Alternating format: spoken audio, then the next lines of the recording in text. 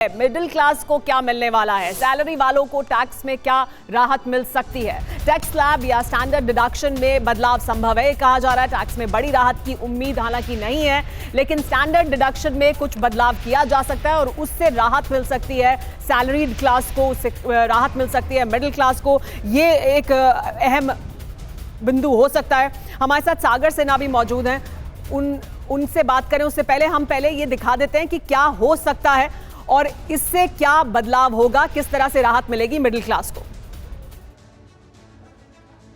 तो middle class को लेकर बजट में खास ऐलान की जो बात हो रही है वो देखते हैं क्या होगा। देखिए, ऐसे में बजट से आम आदमी की उम्मीदें क्या हैं ये समझना जरूरी है।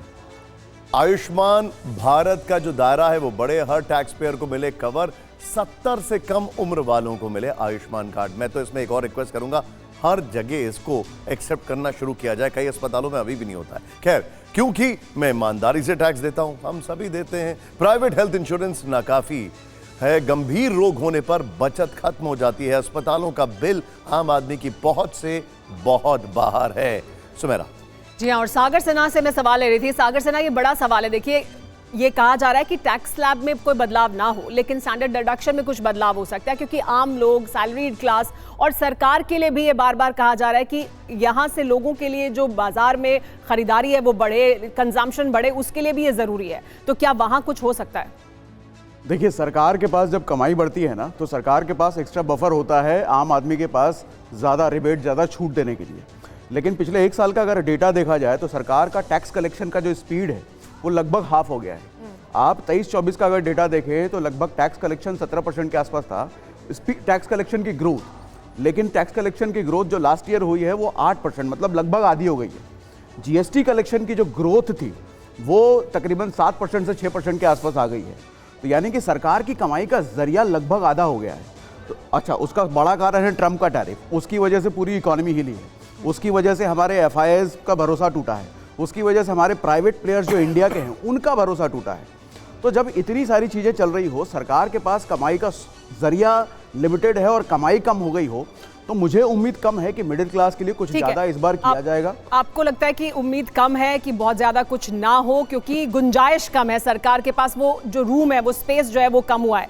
लेकिन संजय कथूरिया जी, अभी ये कह रहे थे, हमारे साथ सागर जो मौजूद हैं वो कह रहे थे कि देखिए, जो प्राइवेट सेक्टर है, भारत में जो प्राइवेट सेक्टर है वो भी बहुत ज़्यादा इन्वेस्ट नहीं कर रहा है, लेकिन सरकार तो तमाम इंसेंटिव दे रही है, उसके बावजूद नहीं बढ़ रहा है। पीएलआई स्कीम लेकर आए, उनके जो टैक्सेस हैं उसमें कमी की, उसके बावजूद उनके पास पैसा है लेकिन वो इन्वेस्ट नहीं कर रहे हैं। तो इसके लिए भी क्या हम देख सकते हैं कि सरकार कोई बड़ा पुश देना चाहिए? बिल्कुल देना चाहिए, क्योंकि इकोनॉमिक सर्वे की रिपोर्ट भी ये कह रही है कि रिसर्च एंड डेवलपमेंट पे जो निवेश हो रहा है वो बहुत तेजी से कम हो रहा है।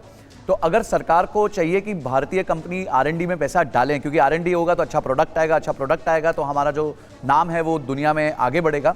तो हमें भी यूएस वाले सिस्टम अपनाने पड़ेंगे जहां पे आर&डी को बहुत सिग्निफिकेंटली इंसेंटिवाइज किया जाता है। हमारे देश में रिसर्च एंड डेवलपमेंट को अभी इंसेंटिवाइज नहीं किया जाता, ना ही उस पर टैक्स ब्रेक्स मिलते हैं, ना ही टैक्स क्रेडिट्स मिलते हैं।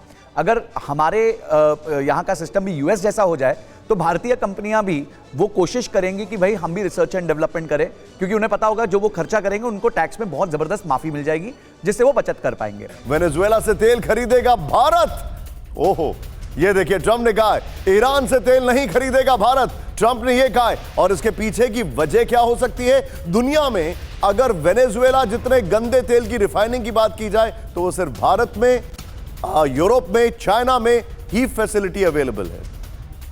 बहुत ही इंटरेस्टिंग है ये सब कुछ, लेकिन एक क्विक टेक यहां पर। आलोक पुराणिक सर हमारे साथ हैं। Sir, thank you very much for joining once again.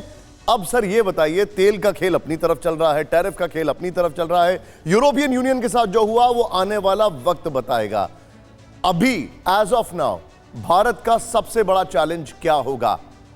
देखिए, डर का माहौल है और मैं कहूँगा डर बहुत अच्छा है, डरना बहुत जरूरी है। डर होगा तो स्पीड होगी, स्पीड होगा तो रिफॉर्म्स होंगे, रिफॉर्म्स होंगे तो रिजल्ट आएंगे। एक अच्छी बात ट्रम्प साहब ने ये कर दी कि अब इंडिया की इकोनॉमी में बिजनेसमैन ने, पॉलिसी प्लानर्स में लेथार्जी थी कि साहब यूएस का इंडिया का बड़ा अच्छा रिलेशन है, चलता रहेगा। अब इंडिया मार्केट सर्च कर रहा है इमरजेंसी में और बहुत तेज गति से। अगर ये डर ना होता तो ईयू इंडिया डील इतना स्मार्ट और इतना फास्ट नहीं होता। अगर डर नहीं होता तो अरब कंट्रीज़ के इंपॉर्टेंट हुक्मरान इंडिया नहीं आ रहे हो। तो मुझे लगता है ये एक ट्रंप भारत का बहुत भला कर रहे हैं। इस तरह की चार धमकियां और दे देंगे तो इंडिया का जो लेथार्जी सिस्टम पूरा खत्म हो जाएगा। जो मुझे समझ में आ रहा है जी, मुझे समझ में आ रहा है कि ये धमकी एक तरह से पॉजिटिव है कि वेनेजुएला का तेल अगर मार्केट में आए, वो आए वेनेजुएला का, रशिया का, कहीं का भी आए, तो मार्केट में प्राइजेस कम होंगी। और सबसे महत्वपूर्ण बात जो मैं आने वाले वक्त में ये देख पाता हूँ कि सोने के भावों में जो बहुत तेज गिरावट आ रही थी, तेजी आ रही थी, ऑलमोस्ट इलॉजिकल, वो इस वजह से आ रही थी कि लोग मान के चल रहे थे कि साहब ये ट्रंप साहब क्या करते हैं कुछ पता नहीं। लेकिन धीमे धीमे अभी एक चीज़ और समझ में आ रही है कि ट्रंप साहब रोज़ कुछ कहते हैं और उसमें से आधी से ज़्यादा बातें बकवास होती हैं। तो आप जो सुबह तब महत्व दे रहे हैं ट्रंप साहब को, शाम तक कुछ और बात कर रहे होंगे। यानी आपको ये लगता है कि ट्रंप जो कह रहे हैं उस पर उतना अब लोग रिएक्ट नहीं कर रहे हैं, मतलब उसकी असलियत क्या है उस पर ज्यादा ध्यान देंगे, सिर्फ उनके बयान पर नहीं कुछ भी बदल देखिए, जाएगा। मार्केट को जो लोग चलाने वाले लोग होते हैं ना, ये लोग बहुत समझदार होते हैं, वो बयानों से नहीं एक्चुअल रिजल्ट्स पर देखते हैं। लेकिन एक बड़ा सवाल जो हर किसी के मन में हमेशा रहता है,